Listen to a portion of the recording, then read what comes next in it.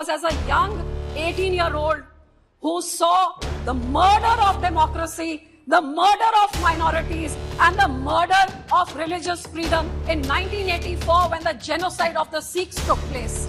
As an 18-year-old, I was a victim of this. My community was a victim. It is shocking that in a free and independent India, the state itself, the Congress government, would stoop down to killing an entire generation of Sikhs because of whatever reasons, what they may have thought. This is the Congress which attacked our holy shrines, which put in tanks and bullets into our Akal Takht Sahib, killed innocent people over there, and then murdered thousands of Sikhs. Sir, this state-sponsored genocide is unheard of in the history of our country. आज हमारे किसान के पास sir ना तो उसके लिए health के लिए इलाज के लिए पैसे, ना बच्चों को पढ़ा सकता है। आज मौसम के करके उसका इतना बुरा हाल है, वो खुदकुशी कर रहा है। सब कुछ ना कुछ किसानों के बारे में सोचा जाए। उनको इस बदतर हालत में 75 साल के बाद डबल फार्मर इनकम का स्लोगन नहीं, लेकिन उनके जेब में कुछ पैसे पहुंचे।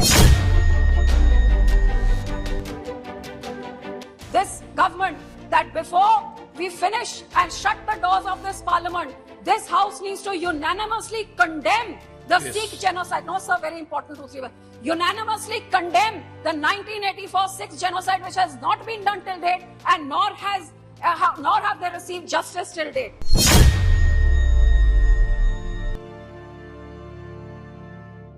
I come from a minority community, which is only probably 1.7% of the total 20% of the minority community.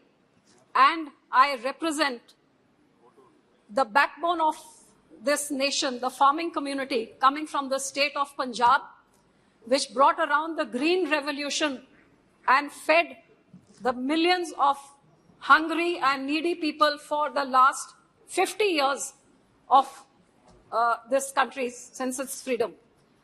Sir, I would also like to say that this small community made the largest sacrifices for our freedom struggle. It may be a small community, but this brave community that fought the battle for the freedom struggle, where the highest number of people to reach Kala Pani was from Punjab, the highest number of hangings were of the Punjabis. It was on the borders of Punjab, really, that the division of the country took place. So the largest suffering and the largest bloodshed that took place to ensure this freedom was on the borders of Punjab. But sir, I would like to go back to even beyond this. 350 years ago, sir, our ninth Guru, Shri Guru Tegh Bahadur Sahib, known as the Hind Ki Chadar, the only example in the world where an individual of one community walked all the way to Delhi to get martyred, to sacrifice himself to save a minority community, the Kashmiri Pandits of Kashmir. Sir, this example in itself is one of its kind, and I would say the basis, the very foundations of human rights, equality, freedom of religion was laid by our ninth Guru, who came here and martyred himself and sacrificed himself a few yards from here to ensure the religious freedom of the Kashmiri Muslims, and that laid down the foundations of where the entire democracy and the voice of the people stand. And after that, his grandsons, aged 9 and 7, were bricked alive, fighting for saving and living by their own religion for religious freedom. So, sir, first of all, I would like that this House should altogether unanimously give homage to our ninth Guru, the Hind Ki Chadar, who laid the foundations of democracy 350 years ago. And it would be befitting, sir, if this government would actually dedicate this old parliament as we shift to the new parliament to Hind Ki Chadar, so that the teachings of our ninth Guru may be followed in the times to come. Sir, in the same way, I would like to also say that I'm the proud granddaughter of a grandfather, Sir Surjit Singh Majithia, who was a member of parliament from the first, second and third parliament here as defense minister. And after that, sir, I had the honor of being the daughter-in-law of Sir Prakash Singh Badal, who was in the 6th parliament here, and someone who walked on the ideals of our great gurus and for parliamentary democracy in true letter and spirit.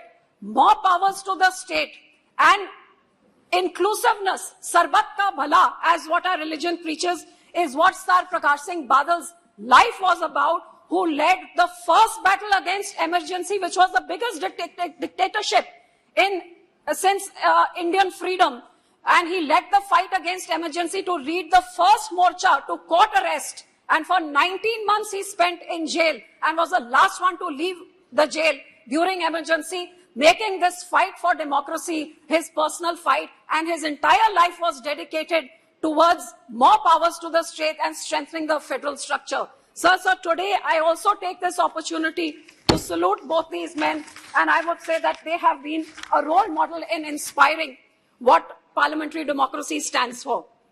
So as a woman, I would definitely like to say that in my time of in the last years of what I have understood of parliament, if there was one thing which I saw in my lifetime, which I never thought that I would even get a chance to voice in this house, was as a young 18-year-old who saw the murder of democracy, the murder of minorities, and the murder of religious freedom in 1984 when the genocide of the Sikhs took place. As an 18-year-old, I was a victim of this. My community was a victim. It is shocking that in a free and independent India, the state itself, the Congress government, would stoop down to killing an entire generation of Sikhs because of whatever reasons, what they may have thought. This is the Congress which attacked our holy shrines, which put in tanks and bullets into our Akal Takht Sahib, killed innocent people over there, and then murdered thousands of Sikhs. Sir, this state-sponsored genocide is unheard of in the history of our country. And if this government had ensured justice, which after 40 years we have still not got, if they had ensured justice, maybe bigger tragedies would not have happened. Sir, I also ask this government that before we finish and shut the doors of this parliament, this house needs to unanimously condemn the Sikh genocide. No, sir, very important, 2, 3 words. Unanimously condemn the 1984 Sikh genocide, which has not been done till date, and nor have they received justice till date. Sir, secondly, I would like to point out that women reservation bill must come in. Sir, in our first parliament, in the first Lok Sabha, sir, there were 46%, there were 24 women, sir. And today in the 17th parliament, there are only 78%. Yes, madam, now please. Sir, just 2 minutes, very important, 2, 3 points, sir. Sir, in the first election of our country, 46% women turnout, and now 67, even more than the men. How can women issues be addressed if there is not proper representation? I demand women reservation, sir. Yes. If it is not enough women, that is why it takes a Nirbhaya to bring in strong laws. That's why our women wrestlers who bring laurels to the country have to fight for months to get justice. And that is why a horrific Manipur incident of atrocity on a women, a no confidence motion has to come in to make this government speak. I think, sir, more women are needed in this parliament. Thank you very much. And sir, lastly, I would like to say, for the farmers which I represent, which feeds this entire nation, sir, it is time we stop making hollow promises about doubling farmer income. But it's time that we ensure that farmer, I come from the state which has fed this nation. Sir, today the farmer has lost his water.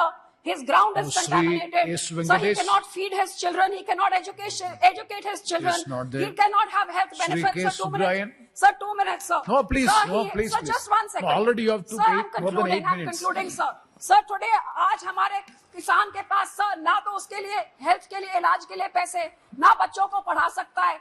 आज मौसम के करके उसका इतना बुरा हाल है, वो खुदकुशी कर रहा है. सब कुछ ना कुछ किसानों के बारे में सोचा जाए. उनको इस भद्दर हालत में 75 साल के बाद डबल फार्मर इनकम का स्लोगन नहीं, लेकिन उनके जेब में कुछ पैसे पहुंचे ताकि वो भी आत्मसम्मान से ये नए भारत में आत्मनिर्भर होके अपने खानदान का ख्याल रख सके.